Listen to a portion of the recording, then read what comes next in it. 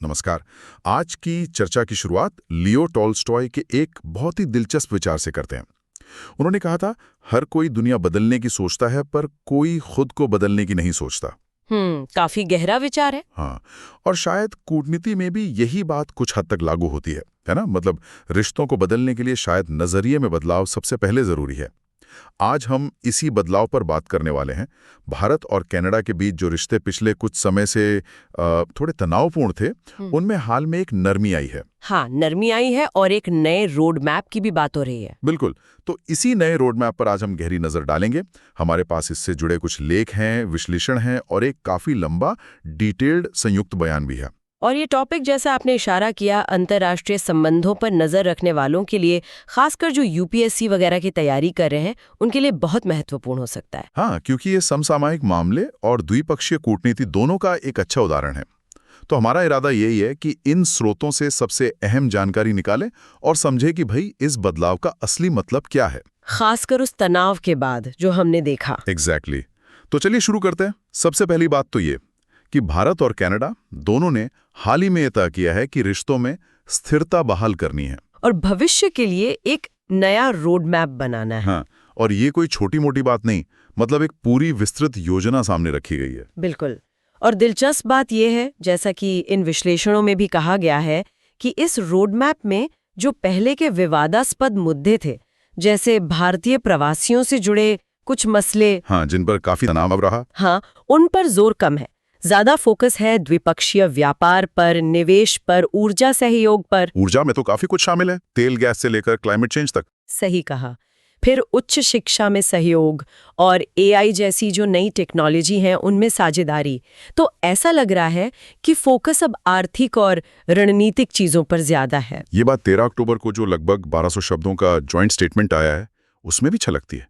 ऐसा लगता है जैसे पुरानी कड़वाहट को पीछे छोड़कर अब आगे क्या करना है उस पर ध्यान है। हाँ, बिल्कुल। जैसा विदेश मंत्री एस जयशंकर ने भी कहा कि अब समय है सकारात्मक मानसिकता के साथ आगे बढ़ने का। कूटनीति में अक्सर यही होता है, आगे देखना। सही।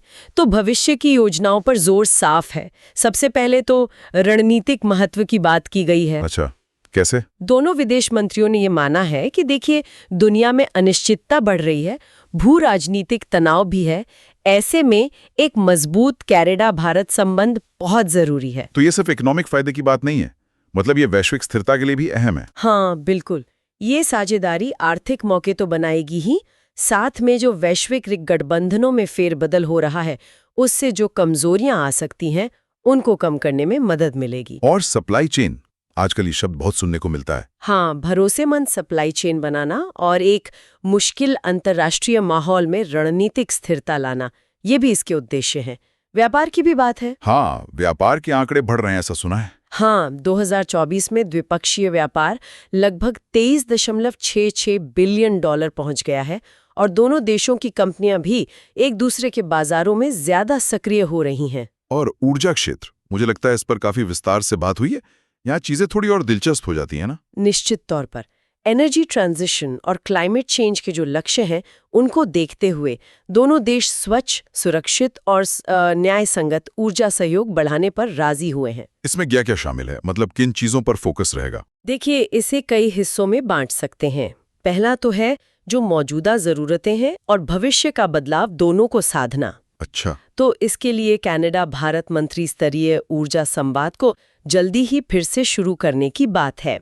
साथ ही एलएनजी और एलपीजी का व्यापार बढ़ाना, तेल गैस की खोज और उत्पादन में निवेश, लेकिन क्लीन टेक्नोलॉजी के साथ। एग्जैक्टली, स्वच्छ तकनीकों के साथ।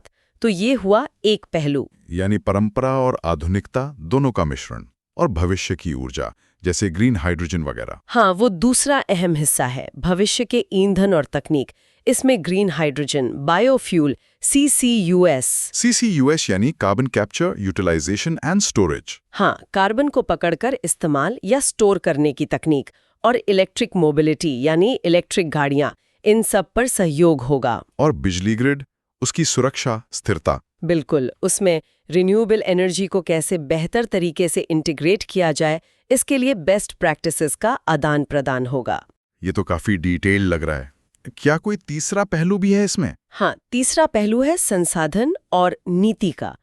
इसमें एमिशन कम करना, पर्यावरण प्रबंधन, पावर सेक्टर का डिजिटलीकरण और आपदा प्रबंधन, इन सब पर मिलकर काम करना शामिल है। G20 का भी जिक्र है शायद। हाँ, G20 जैसे मंचों के जरिए दुनिया भर में एनर्जी एफिशिएंसी यानी ऊर्जा दक्षता को बढ़ाने पर भी काम करेंगे। और एक बहुत अहम बात है क्रिटिकल मिनरल्स, महत्वपूर्ण खनिज। हाँ, आजकल इनकी बहुत चर्चा है। Lithium, cobalt. बिल्कुल, ऊर्जा सुरक्षा के लिए, क्लीन टेक्नोलॉजी के लिए ये बेहद जरूरी हैं और कनाडा के पास खनन में अच्छी एक्सपर्टीज है। तो यहाँ क्या योजना है? योजना ये है कि सरकार, इंडस्ट्री और थिंक टैंक के बीच बातचीत बढ़ाई जाए ताकि ये पता चले कि कनाडा कैसे भारत को ये जरूरी खनिज दे सकता है। अच्छा। और इसी सिलसिले में मार्च 2026 में टोरंटो में एक बड़ी कॉन्फ्रेंस होती है खनन से जुड़ी, PDAC। उसके साथ ही पहली क्रिटिकल मिनरल्स वार्षिक वार्ता रखने की भी बात है। मुझे तो काफी ठोस कदम लगता है। और परमाणु ऊर्जा, उसका भी उल्लेख था शायद। हाँ, सिविल न्यूक्लियर कॉर्पोरेशन पर जो बातचीत चल रही है उसका स्वागत किया गया है। ये भारत के क्लीन एनर्जी लक्ष्यों के लिए अहम हो सकता है। हाँ, 2010 में एक समझौता हुआ था, NCA, जो 2013 में लागू हुआ। सही। और मौजूदा और जो नई यूरेनियम खदानें प्रस्तावित हैं, उनको लेकर भी भारत के परमाणु ऊर्जा विभाग और कनाडाई सप्लायर्स के बीच बातचीत का स्वागत किया गया है। 2015 में जब प्रधानमंत्री मोदी कनाडा गए थे, तब भी यूरेनियम सप्लाई पर एक समझौता हुआ था। तो ये दिखाता है कि ऊर्जा सहयोग की जड़ें पुरानी हैं। बिल्कुल। अच्छा, ऊर्जा के अलावा इनोवेशन और टेक्नोलॉजी पर भी काफी जोर दिख रहा है। जैसे कि एक तो संयुक्त विज्ञान और प्रौद्योगिकी सहयोग समिति, उसे फिर से शुरू करने पर सहमति बनी है। और खास तौर पर आर्टिफिशियल इंटेलिजेंस यानी AI पर बहुत ध्यान है। AI में किस तरह का सहयोग? आजकल हर तरफ AI की ही बात है। लक्ष्य ये है कि AI तक सबकी पहुंच बढ़े और इसके लिए ऐसी साझेदारी की जाए जो दोनों के लिए फायदेमंद हो। कोई कॉन्क्रीट कदम? हाँ, कनाडा की AI कंपनियों और रिसर्चर्स को फरवरी 2026 में भारत में एक AI इम्पैक्ट समिट होने वाला है, उसमें हिस्सा लेने के लिए प्रोत्साहित किया जाएगा। अच्छा। और इसके अलावा डिजिटल पब्लिक इंफ्रास्ट्रक्चर जैसे भारत का UPI या आधार जैसा सिस्टम है, इसमें सहयोग के क्या अवसर हो सकते हैं, ये भी तलाशे जाएंगे। ये भी दिलचस्प है। और लोगों के बीच जुड़ाव, पीपल टू पीपल लिंकेजेस, वो तो हमेशा से भारत कनाडा संबंधों का एक मजबूत पिलर रहा है। हाँ, बिल्कुल। और इसे आपसी समझ और लंबे समय के संयोग के लिए केंद्रीय माना गया है। इस दिशा में क्या कदम उठाए जा रहे हैं? शुरुआती कदमों में उच्च शिक्षा और अनुसंधान में नए सिरे से सहयोग शामिल है।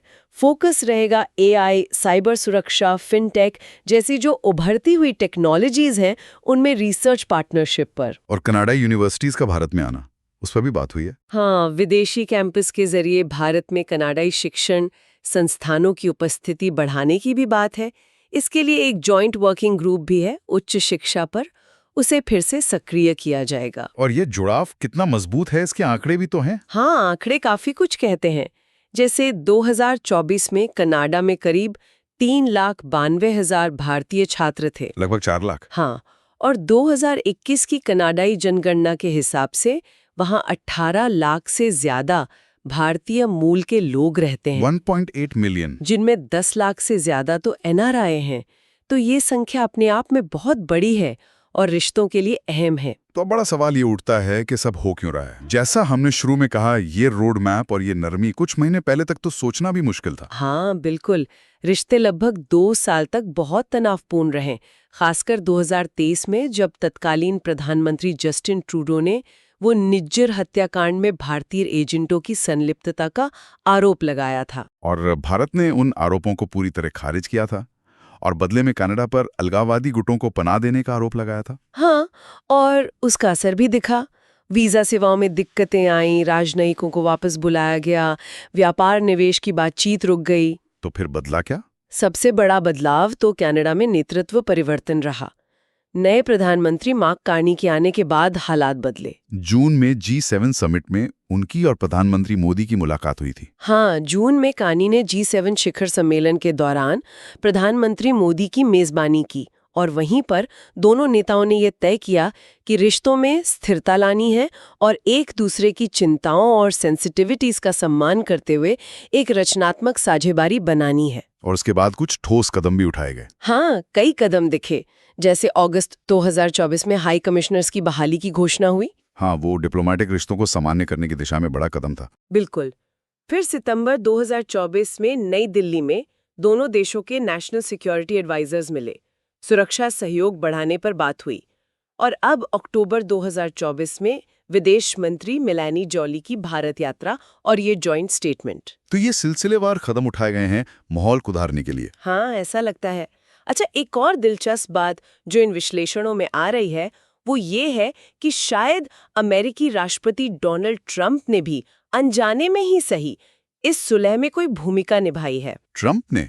वो कैसे? ये तो बड़ा इंटरेस्टिंग पॉइंट है। हाँ, तर्क ये दिया जा रहा है कि ट्रंप प्रशासन के तहत अमेरिका की जो नई नीतियां बन रही हैं, खासकर वैश्विक सुरक्षा और अर्थव्यवस्था को लेकर, जो थोड़ा प्रोटेक्शनिस्ट रवैया है, हाँ, संरक्षणवाद की बातें तो हैं। उसने कनाडा और भारत दोनों के हितों को कहीं ना कहीं प्रभावित किया है।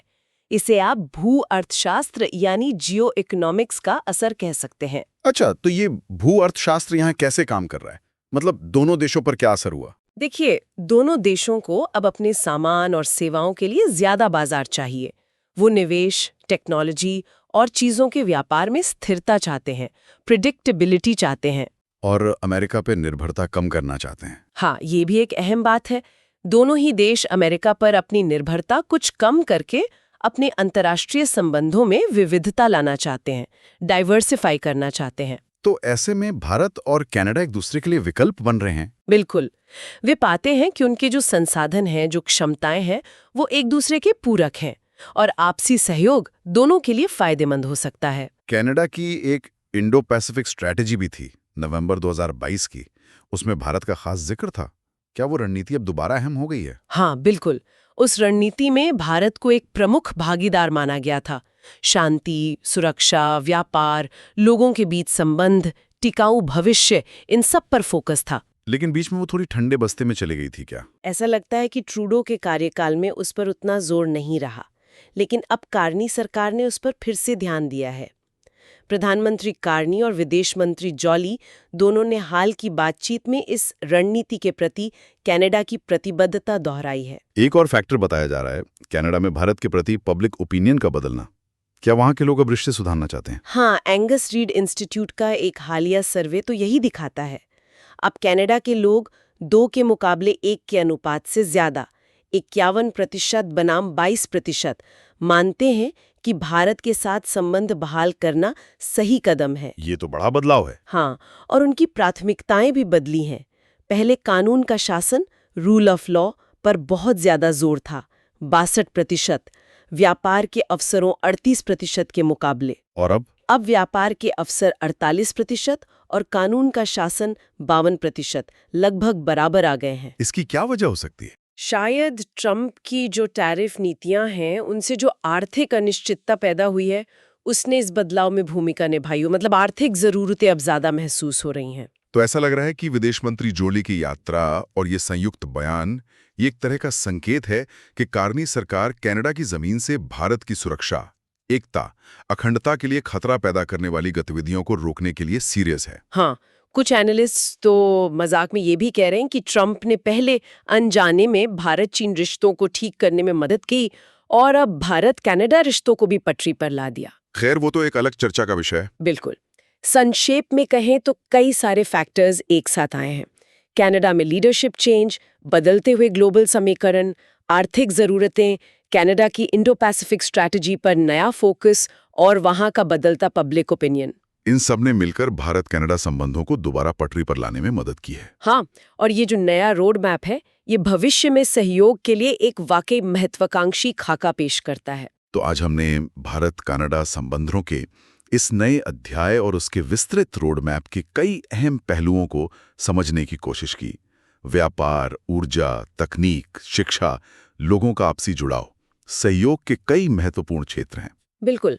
अब आगे देखना ये होगा कि ये जो रोड मैप कागज पर बना है, ये जमीन पर कितना मजबूती से उतरता है, खासकर जो पिछला तनावपूर्ण दौर रहा, उसके अनुभवों को देखते हुए। हाँ, वही। और यहाँ एक बड़ा सवाल भी उठता है, जो शायद हमारे श्रोताओं के मन में भी हो। क्या? कि क्या ये जो आर्थिक और रणनीतिक हित हैं, ये इतने मजबूत साबित होंगे कि वो अतीत की जो राजनीतिक कड़वाहट थी, जो सुरक्षा चिंताएं थी उनको पूरी तरह से पीछे छोड़ सकें? ये वाकई एक $1 मिलियन क्वेश्चन है। इसका जवाब तो वक्त ही देगा। लेकिन ये दिखाता है कि अंतर्राष्ट्रीय संबंध कितने जटिल और डायनामिक होते हैं। बिल्कुल। और यूपीएससी उम्मीदवारों के लिए तो ये पूरा मामला, जैसा हमने कहा, द्विपक्षीय संबंध, कूटनीति, भू अर्थशास्त्र, ऊर्जा सुरक्षा, क्रिटिकल मिनरल्स की पॉलिटिक्स, डायस्पोरा की भूमिका, इन सबको समझने के लिए एक बेहतरीन केस स्टडी है। हाँ, प्रीलिम्स और मेंस दोनों के नजरिए से इसमें कई इंपॉर्टेंट पॉइंट्स हैं। तो आज की इस गहरी पड़ताल में शामिल होने के लिए आपका बहुत बहुत धन्यवाद। धन्यवाद। और हमारे श्रोताओं से भी कहेंगे कि अगर आपको ये जानकारी उपयोगी लगी तो इसे लाइक जरूर करें, हमारे चैनल को सब्सक्राइब करें। और अगर आपके मन में कोई सवाल है, कोई विचार है, तो नीचे कमेंट सेक्शन में जरूर लिखें। हम कोशिश करेंगे कि आपके सवालों के जवाब दे सकें। अगली बार फिर मिलेंगे एक नए विषय के साथ। नमस्कार।